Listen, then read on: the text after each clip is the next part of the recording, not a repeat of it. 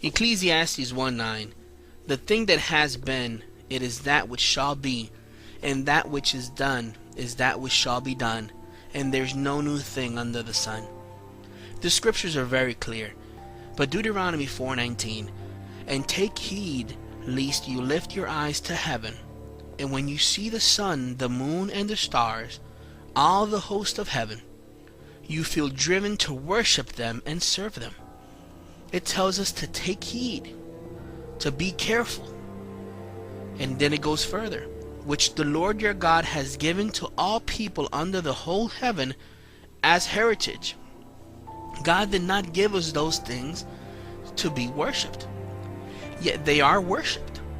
Yet traditions of sun worship still remain in the church. And we're going to talk about all these things later on. We'll be talking about how in Hinduism, Buddhism, and Catholic Church, how all of these things of sun worship are all around us. But before we do, let's talk a little bit about the history of how sun worship got started. But let's discuss this in love.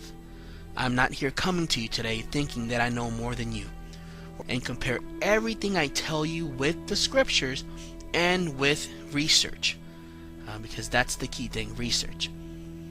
Now, part of the history of sun worship begins in Genesis 11:2 through 4. And it came to pass as they journeyed from the east, that they found a plain in the land of Shinar, and they dwelt there. And they said to one another, Go to, let us make brick, and burn them thoroughly. And they had brick for stone, and slime had they for mortar. And they said, Go to, let us build a city, and a tower, whose top may reach unto the heavens, and let us make a name, lest we be scattered abroad upon the face of the whole earth. God had told man to spread all over the earth, to procreate all over the earth. But Nimrod, in his rebellion, he led people to ensure that they rebelled from that command that God gave. Their goal was to make a name for themselves. And what better way for you to make a name of yourself than to make pagan idol gods in the name of yourself? And that's exactly what they did. Nimrod, if you read in Genesis 10:8 through 10, you can see that Nimrod was the son of Cush. Okay, and he was a mighty hunter on this earth. Okay, he was a mighty hunter of men. He was a mighty hunter of animals. He was a mighty hunter of anything that came against the plans that he had, which was total rebellion against Yahweh. You can find even secular evidence of Nimrod in the Epic of Gilgamesh. The Epic of Gilgamesh, it's about, the long story short, about a legendary hero who came to fight against the one who brought the global flood. Osiris, in the secular, in actual history, Osiris was Nimrod. So these are things that you can see even in the secular. So it's amazing to me that people reject the scriptures, and when the scriptures are accurate and correct. But Nimrod brought forth teachings of mystery religions. He is the one who originated astrology, magic, fallen angels. He encouraged people to have communion with fallen angels. He would tell people that he had specific knowledge and wisdom about the pre-flood era. His goal, he was inspired by Satan, was to bring people to worship anything other than God himself. Here you have another character. Her name is Semiramis, which is better known as Isis, the Queen of Heaven, Ishtar, Easter, all the different names that she goes by. Astarte, Artemis, Diana, Venus, and Valentine's Day. Venus, that you see with the Cupid. Cupid is essentially Horus, Osiris. Sun worship is all around us. Open your eyes and you will see it. She gathered all of the missing pieces except for one, and that was his reproductive organ. She claimed that Nimrod could not come back to life without that reproductive organ, so he now ascended into the sun and now was called Baal, the sun god. So immediately people started looking up at the sun, and when they looked at the sun, they said, wait a second, that's where he's now. That's where our God is, Baal, the sun god. And that's what they started worshiping from that point across on forward. One of the items made in remembrance of Nimrod's missing reproductive organ is the obelisk. A few examples of how wicked she was. She claimed to be a goddess. Her name also started to be called Ishtar, later pronounced Easter. So if you look at a lot of the church traditions nowadays, they have a day called Easter, and they have a bunny, which is significant for fertility, and they have the egg. Easter, the egg, fertility, that's goddess worship. Now, what she did after that, after she claimed that Baal was now the sun god, she then became pregnant. The father is unknown, but she claimed to be the fulfillment of Genesis 3:15. She claimed that she was that virgin with child who came, and that basically one of the sun rays of Baal impregnated her, and she now gave birth to Horus, which in the scriptures is known as Tammuz. Okay, now Tammuz was much like his father. He was also a hunter. He also promoted a lot of the mystery religions. Okay, so basically the bottom line is this: sun worship turned into Baal worship. Okay, but it's nothing more, nothing else than Satan worship. It disguised in a different package. So 2 Kings 23:5, let's see what that says. Do we find sun worship in the Bible? Do we find it? Yes, we do.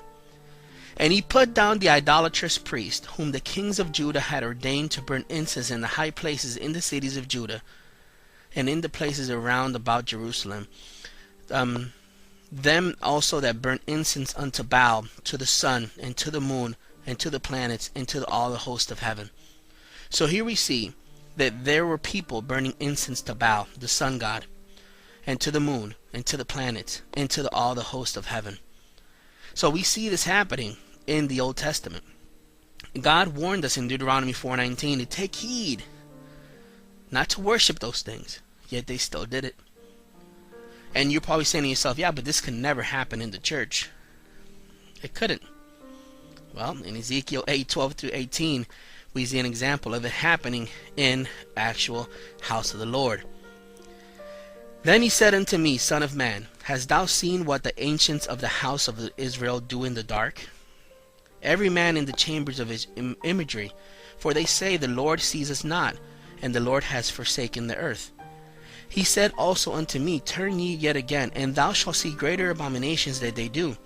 Then he brought me to the door of the gate of the Lord's house, which was towards the north, and behold, there sat women weeping for Tammuz, weeping for Baal, my brothers and my sisters. That was sun worship. Then he said unto me, Hast thou seen this, O son of man? Turn ye yet again, and thou shalt see greater abominations than these. And he brought me into the inner court of the Lord's house, and behold, at the door of the temple of the Lord, between the porch and the altar, were about 25 men, with their back towards the temple of the Lord, and their faces towards the east, and they worshipped the sun towards the east. So we see in 2 Kings 23:5 that there was sun worship. We see also that in Ezekiel 8:12-18, we see that there was sun worship there as well.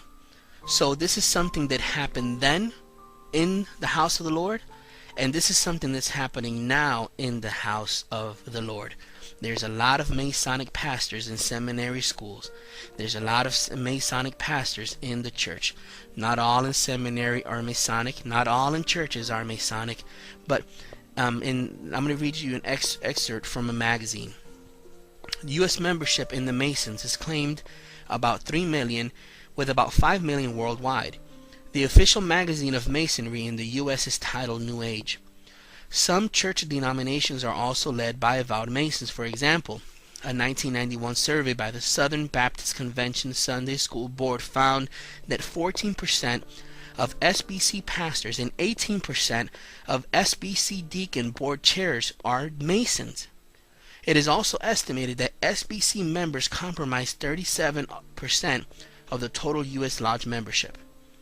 A 2000 updated SBC report found that over 1,000 SBC pastors are Masons. Okay, now that's a lot. That's a huge number.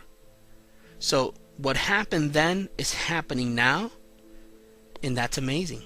That's amazing to me. It's amazing to me. Revelation 18:4. And I heard another voice from heaven saying, Come out of her, my people, lest you share in her sins, and lest you receive her plagues. If we want to see the power of God move in our churches, in our congregations, in our homes, in our ministries, we have to make sure that we have no part of this harlot. This end-time harlot is in the Catholic Church, is in the modern Christian church, is even in Hebrew Israelite movements. The harlot does not care about its disguise. The only thing that it cares is about making sure that you worship anything other than God himself. Just to give you another example of how sun worship is in today prominent, and you can see it in the Catholic Church. Now, the Catholic Church itself has what is considered the biggest solar wheel on the planet, making that church what it truly is, the harlot of Revelation. Now, in between that big solar wheel that it has an obelisk. Okay, the reason for them having that obelisk is because according to them that shows what they overcame. But Deuteronomy 7:5 says, But thus shall ye deal with them, ye shall destroy their altars, and break down their images, and cut down their groves, and burn their graven images with fire. So their excuse that they are putting there in honor to remember what they've done is not valid according to scriptures. You can see that same solar wheel in Buddhism. Buddhism has the wheel of Dharma. And this has a wheel of Dharma essentially because it has 8 spokes invoking sun rays. It's sun worship. In Hinduism, they also have a solar wheel called the Kalakra. And this is another symbol for sun worship. In Wicca, the New Agers, the pagans, they also have a wheel which is called the Wheel of the Year, and it also have different solstices. It's sun worship. The same wheel in different types of religions, the same obelisk that you find in Washington, D.C. It's all around us. Sun worship is all around us. What are you going to do about it? Are you going to turn to the true thought of the scriptures, or are you going to continue to practice these sun worship traditions? Christmas, Easter, Halloween, all of these. Christmas is the birth of Tammuz. Easter is the worship of Isis, which is the Statue of Liberty. If you look at that, that's also Isis with the sun rays as well. It's all around us.